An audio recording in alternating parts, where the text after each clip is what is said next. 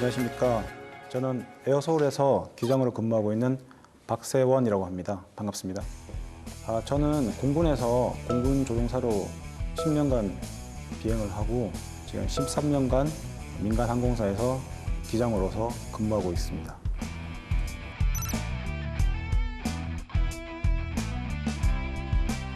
출근을 하게 되면 먼저 항공기에 가기 전에 쇼업이라는 절차를 밟게 됩니다. 쇼업은 가지고 있어야 되는 면허증이라든지 기타 증명서를 확인을 하고요. 그리고 항공기 정보 등등을 획득해서 부기장님이랑 같이 비행 정보에 대해서 디스커스 및 브리핑을 한 다음에 면밀하게 검토를 하게 됩니다.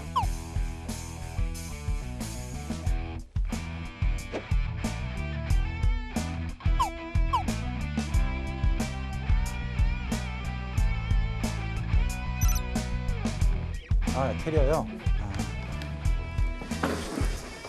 뭐 개인적으로 가지고 다니는 물건도 있고요. 비행에 꼭 필요한 물건들도 있습니다. 첫 번째는 가장 중요한 각종 라이센스들, 두 번째는 또 여권.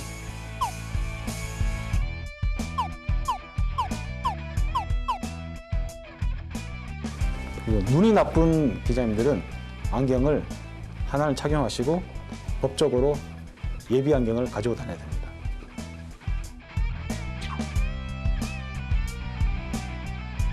항공기에 도착하면 점검을 정상이랑 같이 하게 되어 있습니다.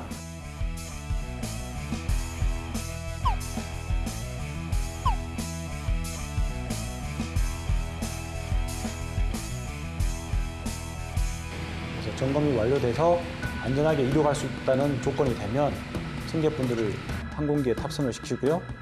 그리고 정해진 절차에 따라서 이륙을 하게 되어 있습니다.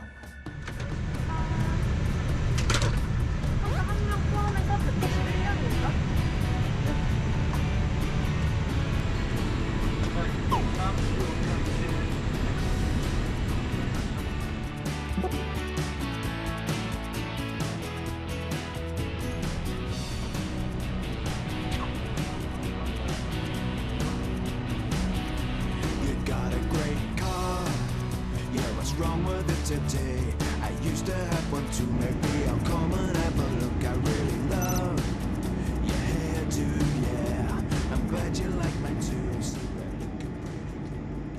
그래서 이륙을 해서 어느 정도 적정한 고도에 이르면 항공기 점검을 또다시 실시를 하고요. 그리고 끝나면 여러분들이 많이 들으시는 기장 방송을 하게 됩니다. 승무원대 여러분을 서울 김포 국제역까지 모시는 기장 박세원입니다. 오늘 항로생의 날씨는 대체로 양호해서 힘드나 갑작스러운 기류 변화로 기체가 심하게 늘 수 있습니다. 날씨가 안 좋다든지 태풍이 온다든지 그런 경우에는 좀 긴장을 하게 됩니다.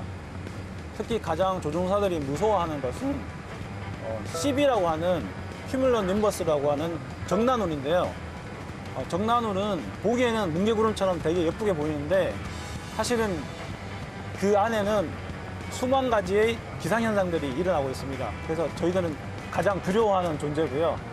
레이더로 보고 관제에 요청을 해서 관제사분들이 저희에게 다시 경로를 지정을 해주면 그걸 따라가는 그런 비행을 하고 있습니다.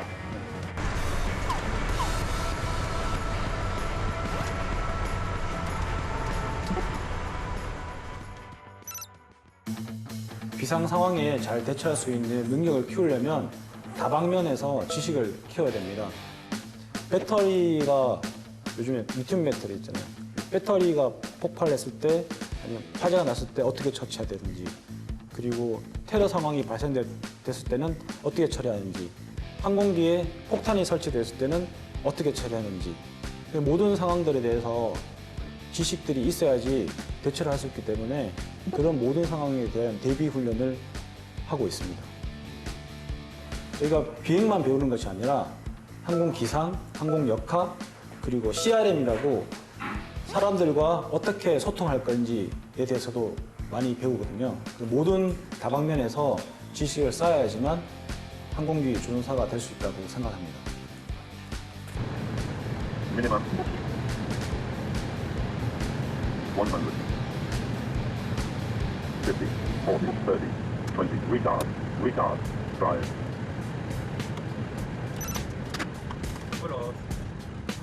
조종사들이 비행만 하는 것은 아니거든요. 저 같은 경우에는 안전기장이라는 업무를 하고 있습니다. 안전기장 업무는 조종사들이 비행을 했을 때 비행 패턴이라든지 절차 미스라든지 그런 것들이 있는지 모니터를 해서 그 잘못된 절차들을 교정할 수 있게 만드는 역할을 하고 있고요. 또 이렇게 함으로써 얻어지는 효과는 비행 안전뿐만 아니라 지구 온난화를 저감하기 위해서 경제적인 비행을 할 수 있도록 비행 패턴을 어떻게 하면 좋을지도 분석을 하고 있습니다. 네, 조종사가 될 수 있는 방법은 크게 4가지 정도로 요약이 됩니다. 첫 번째는 공군 조종사가 되는 방법.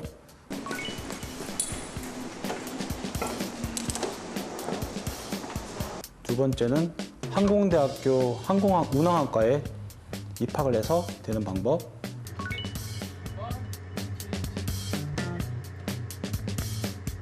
세 번째는 항공사에서 조종사 요원들을 모집할 때가 있습니다. 그때 지원해서 항공사에서 교육을 시키게 됩니다. 그런 다음에 조종사가 되는 방법. 네 번째는 개인적으로 유학이나 아니면 항공훈련원에 입학을 해서 조종사가 되는 방법, 이 4가지가 있습니다.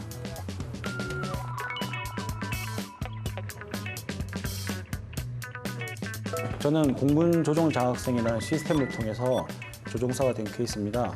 대학교 재학 중에 지원할 수 있고요. 전국민 학과에 무관하게 지원할 수 있습니다. 단 공군 조종사가 되기 위한 신체적 조건이라든지 소정의 시험을 쳐야지 합격할 수 있고요. 공군 비행 훈련을 수료를 한 다음에 공군 조종사로 근무를 하게 됩니다. 그 모든 과정을 끝내려면 1년 6개월에서 2년 정도의 시간이 소요가 되고요. 그 이후에는 민간 항공사에서 근무할 수 있는 기회가 됩니다.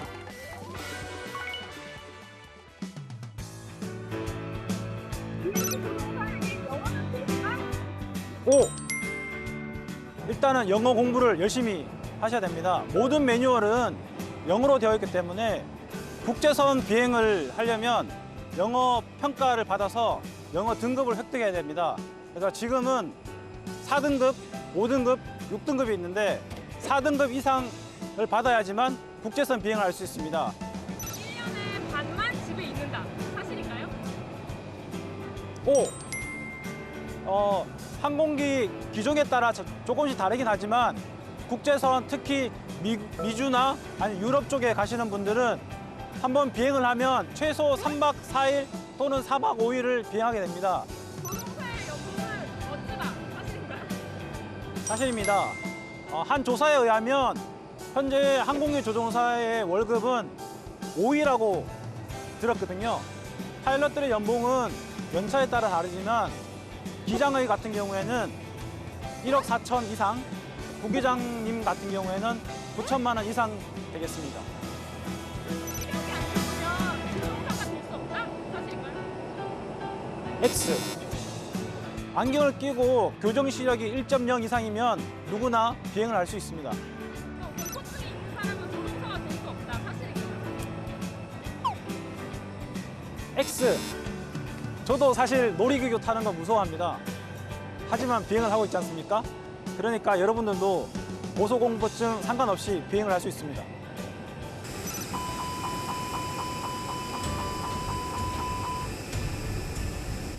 모든 분들이 조종사가 될 수 있는 자질이 있다고 저는 생각합니다. 하지만 조종사가 되기 위해서 필요한 자질은 꼼꼼함, 그리고 철두철미, 이런 단어들이 생각이 나는데요.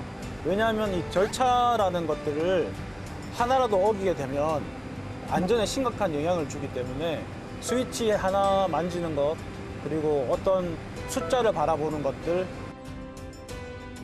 속도 1km, 고도 1m라도 틀리면 안 되기 때문에 저희는 열심히 모니터를 하고 비행에 임하고 있습니다.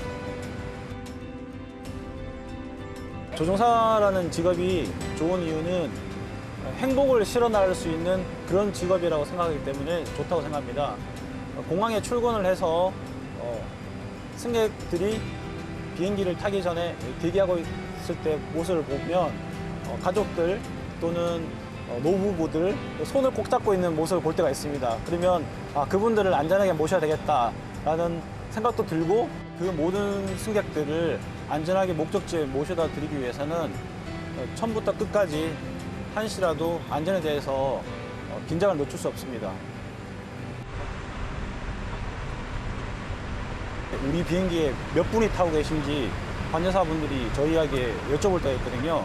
그때는 승객 몇 분, 승무원 몇 명 이렇게 얘기를 하지 않고요.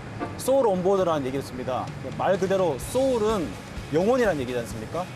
영혼이 몇 명 타고 있다라고 얘기하는데 그만큼 생명을 소중히 여기고 안전을 최우선으로 하는 거에 중점으로 해서 비행을 하고 있습니다.